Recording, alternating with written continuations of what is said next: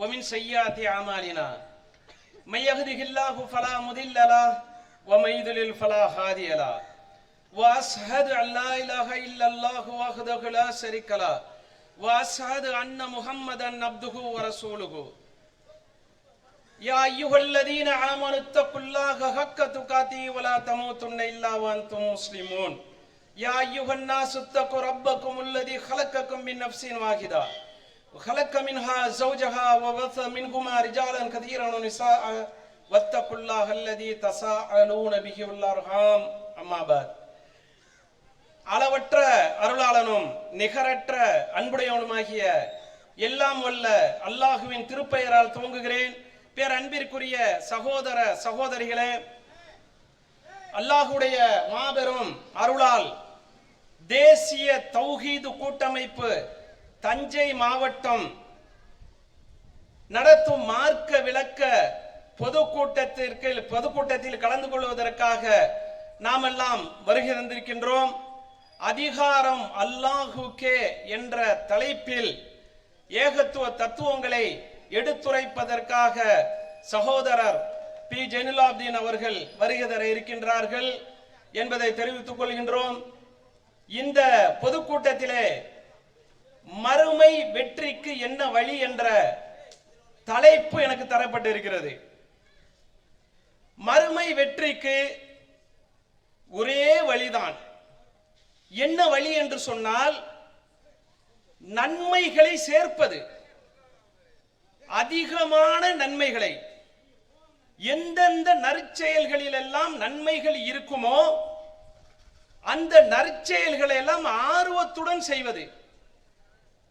அவ்வாறு செய்தால் மட்டுமே நாம் மறுமையிலே வெற்றி கொள்ள முடியும். ஏனென்று சொன்னால், அந்த மறுமை நாளிலே நாம் சொர்க்கத்தை அடைவதற்கு நன்மைகள் தான் முக்கிய மூலதனம். நன்மை இல்லைன்னு சொன்னா சொர்க்கத்தை அடைய முடியாது, நாம் தோல்வி அடைந்து விடுவோம். அதனால் இந்த வாய்ப்பு கிடைக்க பெற்றதை பயன்படுத்திக் கொண்டு அபரிமிதமான நன்மைகளை நாம் சேர்க்க வேண்டும். மேலும் நன்மைகளை சேர்க்கின்ற விதத்தில், நற்செயல்கள் செய்கின்ற விதத்தில் விரைந்து செயல்பட வேண்டும், தாமதப்படுத்தக்கூடாது. அல்லாஹ் கூறுகின்றான், நன்மைகளை நோக்கி நீங்கள் விரையுங்கள், தாமதப்படுத்தக்கூடாது. ஒரு நன்மையை குவிக்க கூடிய ஒரு நற்செயலை நாம் பிற்படுத்தக்கூடாது, விரைந்து செய்து கொண்டே இருக்கணும். அதுல தாமதப்படுத்தணும்னு சொன்னா அது நிரந்தர தாமதமாக கூட மாறிடும். ஏன் அப்படின்னு சொன்னா, நம்முடைய இரத்த நாளங்களிலே சைத்தான் இப்லீஸ் ஓடிக்கொண்டு இருக்கிறான், நற்செயல்களை செய்ய விட மாட்டான். அல்லாஹ்விடத்தில் சொல்றான், உன்னுடைய அடியார்கள் செல்லும் வழியில் எல்லாம் முன்னும் பின்னும் வலப்புறமும் இடப்புறமுமாக அமர்ந்து கொண்டு நான் வழிகெடுத்து கொண்டே இருப்பேன் என்று இப்லீஸ் அல்லாஹ்விடத்தில் சொல்றான். அப்ப அல்லாஹ் என்ன சொல்றான், உன்னை போன்ற வழிகெட்டவர்களை மட்டும்தான் நீ வழிகெடுக்க முடியும், என்னுடைய அடியார்களை நீ வழிகெடுக்க முடியாது அப்படின்னு அல்லாஹ் சொல்கிறான். அப்ப அந்த அடியார்கள் எப்படிப்பட்டவர்களாக இருப்பார்கள் என்று சொன்னால், அல்லாஹுவை சார்ந்து இருப்பார்கள். அலா ரப்பிஹிம் யதவக்கலூன், அவர்கள் அல்லாஹுவையே சார்ந்து இருப்பார்கள். அப்ப அந்த அல்லாஹுவை சார்ந்து இருக்கக்கூடியவர்கள் தங்களுடைய இந்த வாழ்நாளிலே தங்களை கடந்து செல்லக்கூடிய இந்த ஒவ்வொரு நொடிப்பொழுதாக இருந்தாலும் சரி, அல்லாஹுவை பொறுப்பு சாற்றி நற்செயல்களை செய்வார்கள். அவ்வாறு நற்செயல்கள் செய்யும் போது அந்த நற்செயல்களை கொண்டுதான் சொர்க்கம் செல்ல முடியும். ஏன்னா அந்த நாளிலே அல்லாஹ் சொல்கின்றான், வல் வஸ்னு யௌமைதில் ஹக், அந்த நாளிலே அவர்களுடைய நன்மை தீமை சரியான முறையில் நிறுக்கப்படும்.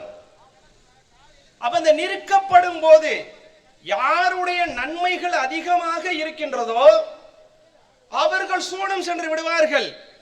ஃபமன் தக்குலத் மவாஸீனுஹு ஃபஉலைக ஹுமுல் முஃப்லிஹூன், யாரிடத்திலே நன்மையின் எடை கனமாக இருக்கிறதோ அவர்கள் வெற்றி பெற்று விட்டார்கள். அப்ப இதுதான் மறுமை வெற்றி.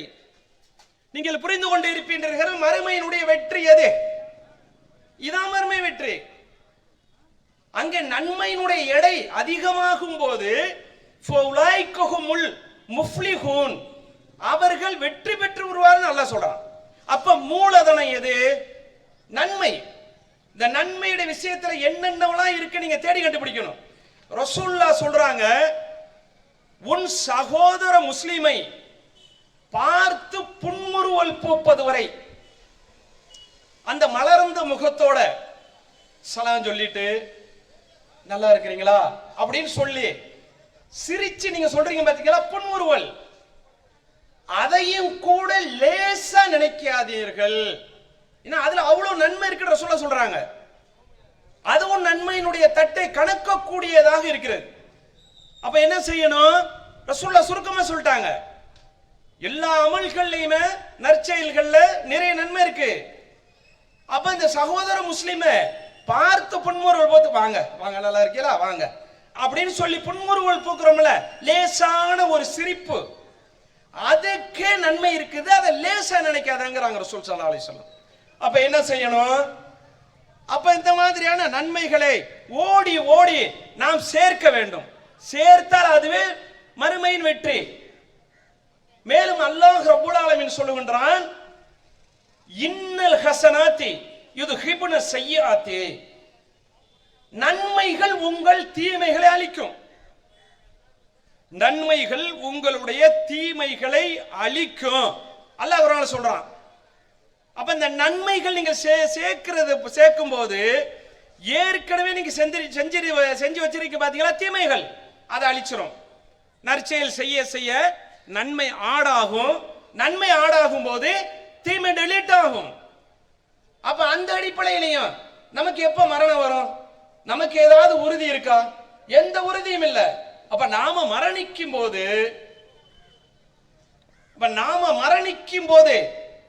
பாவமற்றவர்களா இருக்கணும். நற்காரியங்களை அதிகம் அதிகம் அதிகம் அதிகம் இப்படி செய்து நன்மைகளை அனுப்பி அனுப்பி இருக்கிற தீமைகளை நீங்கள் அழித்துக் கொண்டே இருந்தால் அந்த தீமைகள் அழிக்கப்பட்ட நிலையில் நமக்கு மரணம் வரும் என்றால் அல்ஹம்துலில்லாஹ்.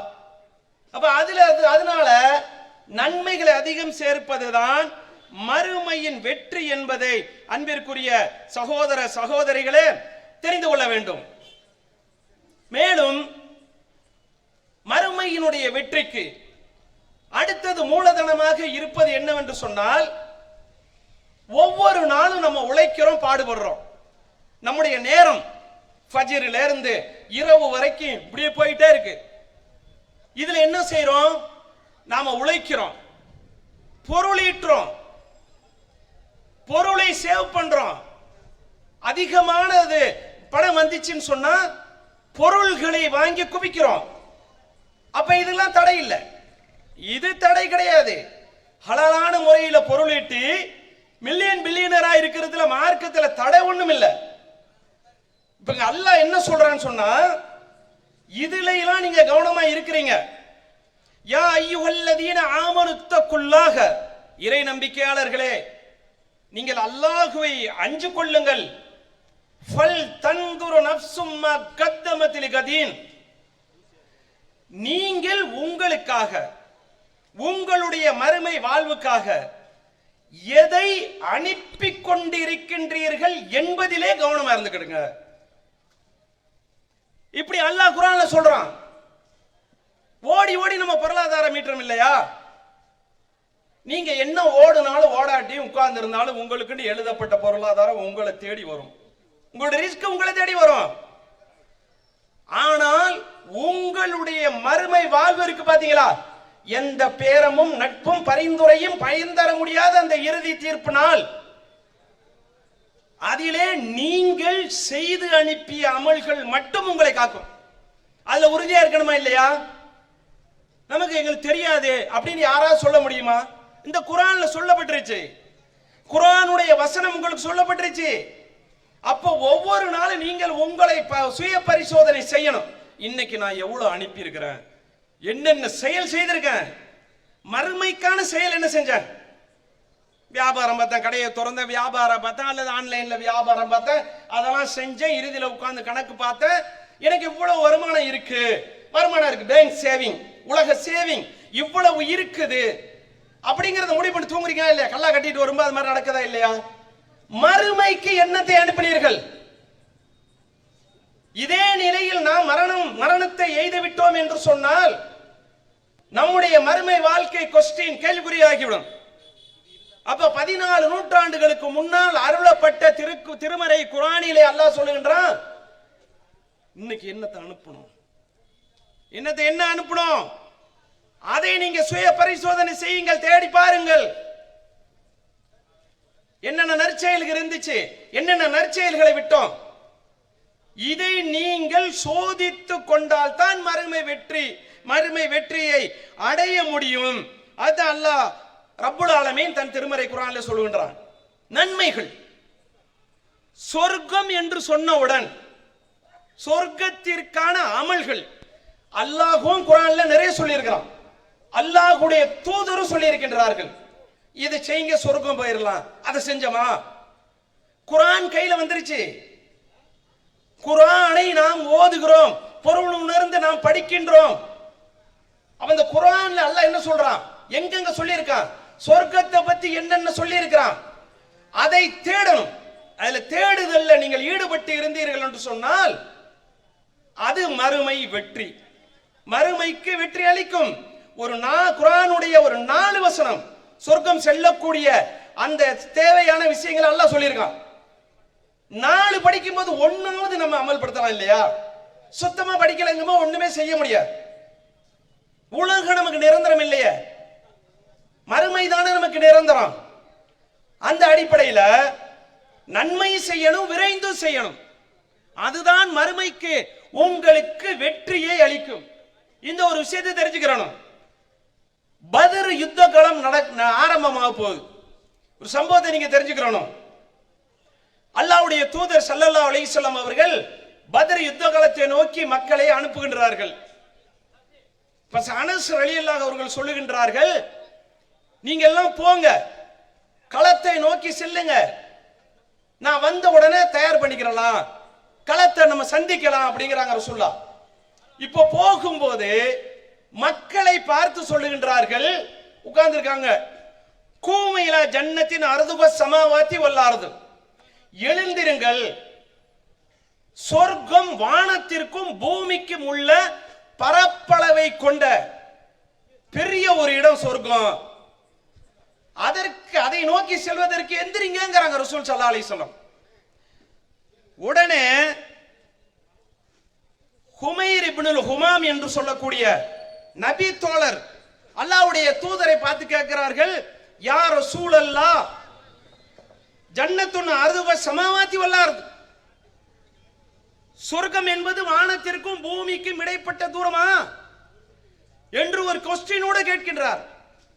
உடனே ரசூல் ஸல்லல்லாஹு அலைஹி வஸல்லம், நாம் கண்டிப்பாக அந்த அளவுக்கு உள்ளதுதான் அப்படின்னு சொல்லும்போது, ஓ ஆஹா ஆகாங்கிறாங்க.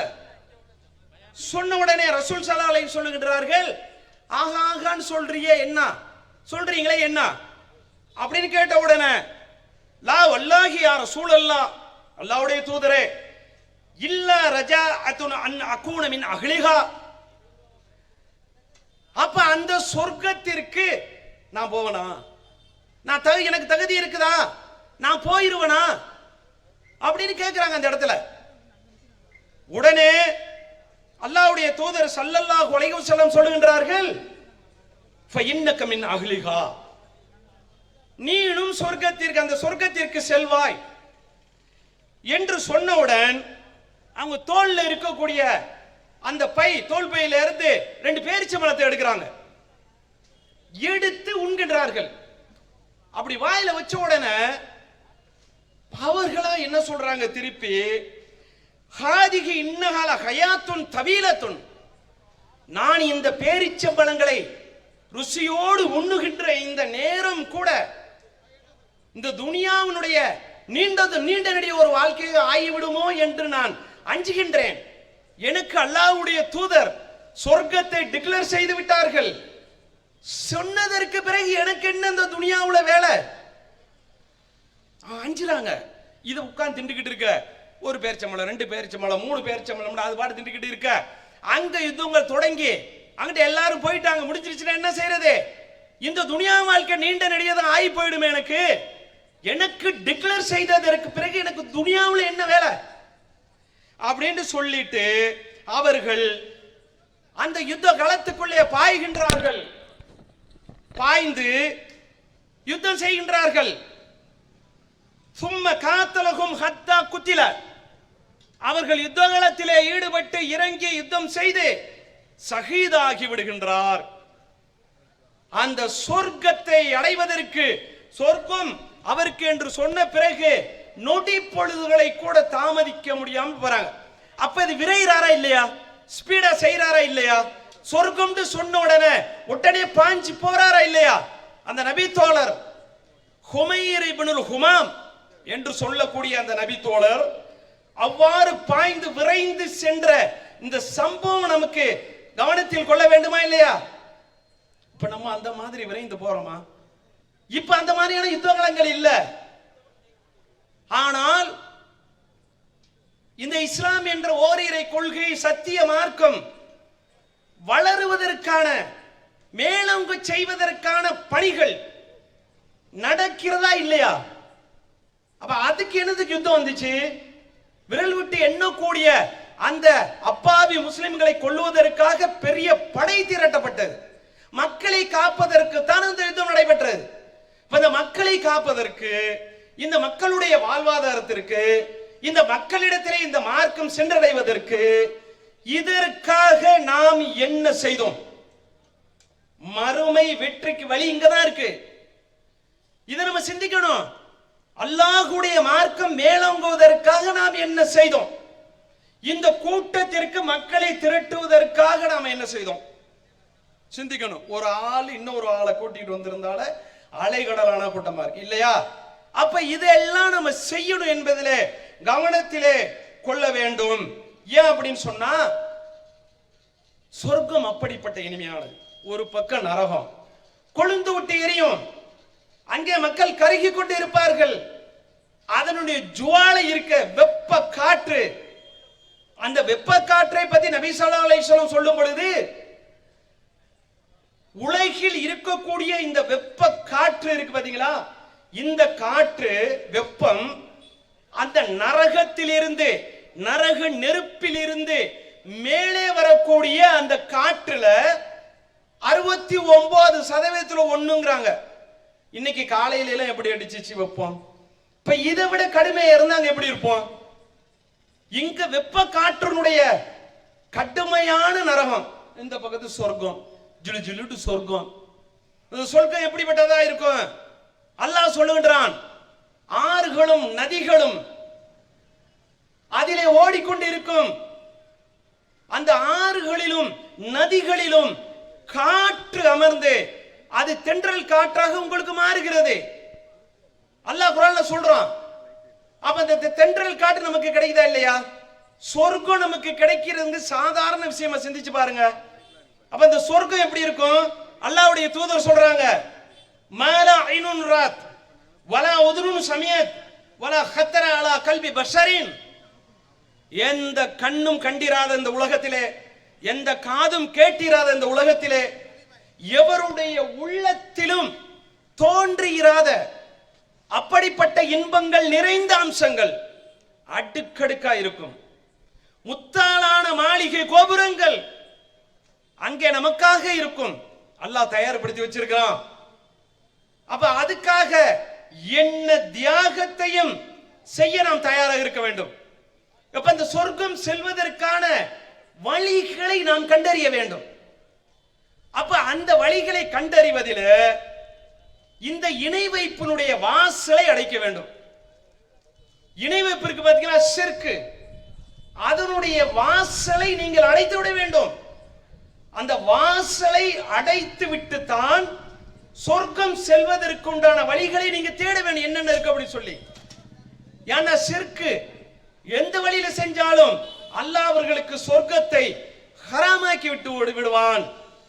தர்கா செல்வது, மௌலூது ஓதுவது, தாயத்து, தட்டு, தகடு, பில்லி, சூனியம், மனிதர்களிடத்திலே போய் முறையிடுவது, உங்களை விட்டா எங்களுக்கு வேற வழியே இல்லை, நீங்க தான், நீங்க கை விரிச்சிட்டீங்கன்னா முடிஞ்சு போச்சு என்னுடைய நிலைமை அப்படின்ட்டு போய் நிக்கிறது வர அனைத்து வாசல்களும் அடைக்கப்பட வேண்டும். இல்ல அப்படின்னு சொன்னா இன்னஹு மன் யுஷ்ரிகு பில்லாஹி ஃபகத் ஹர்ரமல்லாஹு அலைஹில் ஜன்னா, அவர்களுக்கு சொர்க்கத்தை அல்லாஹ் தடை செய்து விடுவான், ஹராமாக்கி விடுவான்.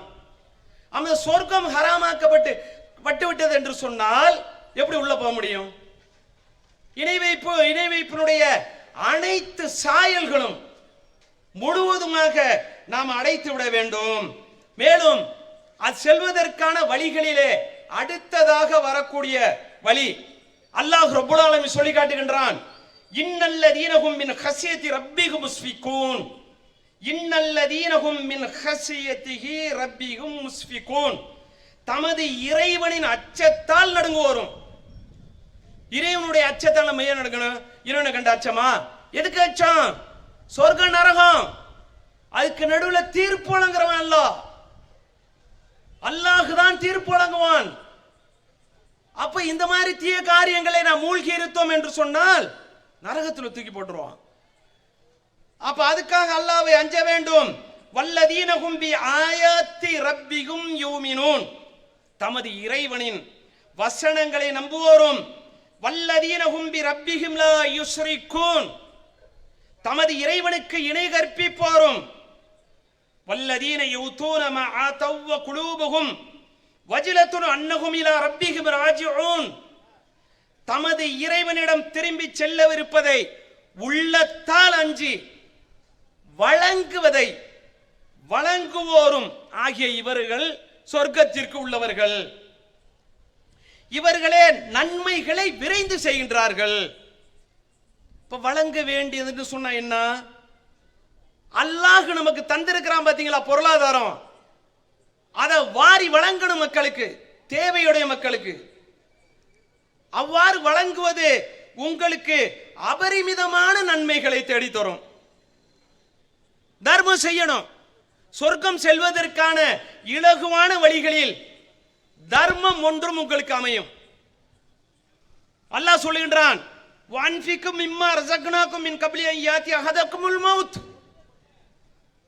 உங்களில் ஒருவருக்கு மரணம் வருவதற்கு முன்பு நான் வழங்கியவற்றில் இருந்து அல்லாஹ்வுடைய வழியிலே செலவிடுங்கள், ஏழை எளியோருக்கு தான தர்மத்தை செய்யுங்கள், தேவையுடையோருடைய தேவைகளை பூர்த்தி செய்யுங்கள். அல்லாஹ் சொல்றான். இல்ல அப்படின்னு சொன்னா மரணம் நெருங்கிருச்சுங்க, வந்துருச்சு. என்ன செய்வான்? மரணம் நெருங்கப்பட்ட அந்த மனிதன் ஃபயக்கூல ரப்பி லவ்லா அஹர்தனி இலா அஜலின் கரீப், இன்னும் கொஞ்சம் தாமதப்படுத்தியிருக்க கூடாதா ரப்பி? அல்லாஹ்ட்ட கேக்குறான், ரப்பி கொஞ்சம் தாமதப்படுத்தி இருந்தீங்க அப்படின்னு சொன்னா நான் இலா அஜலின் கரீப் அஸ்ஸத்தக வகும் மினஸ் சாலிஹீன், நான் தர்மம் செய்துட்டு நல்லவனா வந்துருவனே. அப்ப எப்படி? அல்லாஹ்விடத்துல வந்து செல்லும் போது நல்லவனா செல்லணுங்கிறது தெரியுது இவனுக்கு, நமக்கு தெரியுது. எப்ப தெரியுது? இப்ப இவ்வளவு சொல்லிட்டேன், நான் சொல்லிட்டேன், எனக்கு முன்னால பல ஆலிம்கள் சொல்லியிருப்பாங்க, பின்வரக்கூடிய ஆலிம்களும் சொல்லுவாங்க, இந்த வசனம் பல முறை சொல்லப்படும். ஆனால் அங்க மலக்குல் மௌத் வருவாங்க பாத்தீங்களா, அப்பதான் தெரியும். சொன்னாங்களே கேட்கலையே, வந்துட்டாங்களே பிடிச்சிட்டு போயிருவாங்களே, என்ன செய்ய போறேன்? என் இறைவா கொஞ்சம் காலம் தாமதப்படுத்தினா சத்தக வகுன் மினஸ் சாலிஹீன், நான் தான தர்மம் செய்துவிட்டு நல்லவனாக வந்து விடுவேனே என்று அவன் புலம்புவான். அப்ப இந்த தர்மம் செய்யணும். சொர்க்கம் செல்வதற்கான வழிகளிலே மிகவும் முக்கியமானது அல்லாஹ்வுடைய வழியிலே வாரி வழங்க வேண்டும்.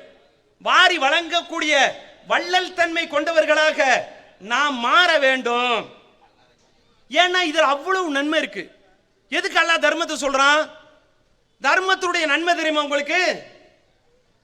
அல்லாஹ் குர்ஆன்ல சொல்றான், மஸலுல்லதீன யுன்ஃபிகூன அம்வாலஹும் ஃபீ சபீலில்லாஹி கமஸலி ஹப்பத்தின் அம்பத்தத் சபா சனாபீல குல்லு சும்புலத்தின் மியத்து ஹப்பா. அல்லாஹ்வுடைய வழியிலே செலவிடக்கூடியவருக்கு உதாரணம் என்ன தெரியுமா? ஒரு தானியமணி. அல்லாஹ் குர்ஆன்ல சொல்றான், அதை பூமியை நோக்கி நீங்கள் வீசுகின்றீர்கள், அது முளைத்து வெளியே வரும் பொழுது 7 கதிர்களாக, அந்த 7 கதிர்களிலும் 700 தானிய மணிகளாக அது வருகிறது. எக்ஸாம்பிள். அதை போன்று நீங்கள் அல்லாஹ்வுடைய வழியிலே தர்மம் செய்யும் பொழுது, செலவிடும் பொழுது, 1 ரூபாய் எடுத்து கொடுத்தால் 700 ரூபாயாக அது பதியப்படுகிறது. 700. அப்ப 1 ரூபாய் அப்படின்னு சொன்னா 100, 1000, லட்சம் கொடுக்கப்பட போகும்போது எவ்வளவு வருது? பல்கா வருது. அப்ப இந்த பல்கா வர்றது என்ன செய்யுது? அது தீமைகளை அளிக்குது. எப்படிப்பட்ட அறிவுபூர்வமான மார்க்கம் இஸ்லாம்! நற்செயல்களை தூண்டுவதற்கு எப்படி எல்லாம் இஸ்லாம் ஆர்வம் ஊட்டுகிறது. அல்லாஹ் ஆர்வம் ஊட்டுகிறான், அல்லாஹ்வுடைய தூதர் ஆர்வம் ஊட்டுகிறார்கள். எப்படிப்பட்ட ஒரு மார்க்கம்! அதுக்குத்தான் இந்த இஸ்லாத்தை இனிய மார்க்கம் என்று சொல்கின்றோம். இனிய மார்க்கம், அழகிய மார்க்கம், சுவனத்திற்கு மக்களை அனுப்பக்கூடிய மார்க்கம். மேலும் அல்லாஹ் சொல்கின்றான், இது மட்டுமல்ல, உங்களுடைய உளப்பூர்வமாக நீங்க செய்யக்கூடிய இந்த பணிக்காக வல்லாஹு யுதாஇஃபு லிமன் யஷா வல்லாஹு வாஸிஉன் அலீம். அல்லாஹ் தாராளமானவன், இதை விட தாண்டி உங்களுக்கு கொடுப்பான். அல்லாஹ் தான். அல்லாஹ்வுக்காக செய்கிறேன், அல்லாஹ்வுடைய மார்க்க மேலங்கிறதுக்காக செய்கிறேன், அல்லாஹ் சொல்கின்ற காரணத்தினால் தேவையுடைய மக்களுக்காக செய்கின்றேன். இது மறுமைக்கான வெற்றி, மறுமைக்கான வழி என்பதை அன்பிற்குரிய சகோதரர்களே, சகோதரிகளே தெரிந்து கொள்ள வேண்டும்.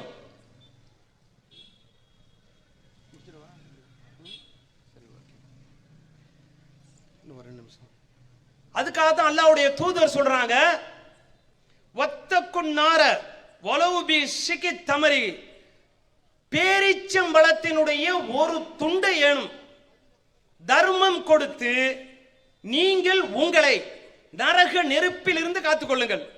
நரக நெருப்பில் இருந்தா ஃபர்ஸ்ட் காக்கணும், சொர்க்கத்துக்கு போயிடுவோம். இல்லை, இந்த பணிகளை எல்லாம் நம்ம செய்யல, என்ன செய்ய முடியும் சொல்லுங்க? இணை வைப்புக்கு போயிடுறோம், தர்மம் செய்ய மாட்டேங்கிறோம், நற்செயல்கள் புரிய மாட்டேங்கிறோம். இது எல்லாமே தடை, நாமே நமக்கு போட்டுக் கொள்கின்ற தடை. இந்த நாமே நமக்கு போட்டுக் கொள்கின்ற தடையை நாம் எப்படி உடைத்து விட்டு சொர்க்கம் செல்ல முடியும்?